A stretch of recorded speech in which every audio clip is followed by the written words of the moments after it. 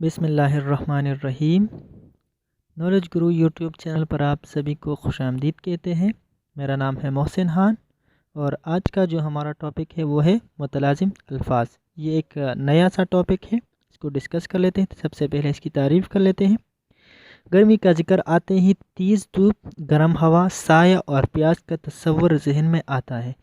گویا یہ تمام الفاظ ایک دوسرے کے لیے لازم ملزوم ہے، خواہ متضاد کیوں نہ ہو، انہیں متلازم الفاظ کہتے ہیں۔ یعنی کہ ایسے الفاظ جس کے سامنے آنے پر اس کے متعلق دوسرے الفاظ بھی ہمارے ذہن میں آتے ہو، اس الفاظ کو متلازم کہا جاتا ہے۔ یعنی کہ ایک دوسرے کے لیے جو لازم ملزوم ہو، ایسے الفاظ کو متلازم کہا جاتا ہے جس کے سامنے آنے پر اس کے متعلق دو تین یا زیادہ الفاظ ہمارے ذہن میں خود بخود آ جاتے ہیں۔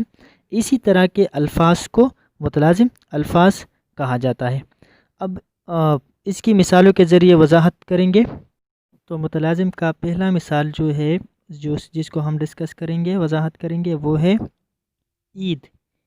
آپ اس لفظ پر تھوڑا غور کیجئے۔ جب عید کا نام کوئی لیتا ہے تو سویہ، نئے کپڑے، مبارکباد، یہ تمام چیزیں جو ہے یہ خود بخود ہمارے ذہن میں آ جاتے ہیں۔ یا دوسری مثال گاؤں۔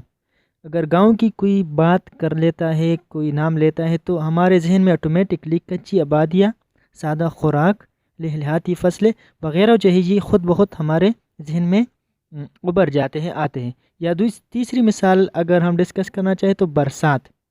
برسات کی اگر کوئی ہمارے سامنے ذکر کرے تو ہمارے ذہن میں خود بخود چھتری، بارش، یعنی کیچڑ، گرما گرم چائے وغیرہ جو ہے یہ ہمارے ذہن میں خود بخود آ جاتے ہیں۔ تو آج کے لیے اتنا ہی، ملتے ہیں نیکسٹ ویڈیو میں، تب تک کے لیے اللہ حافظ۔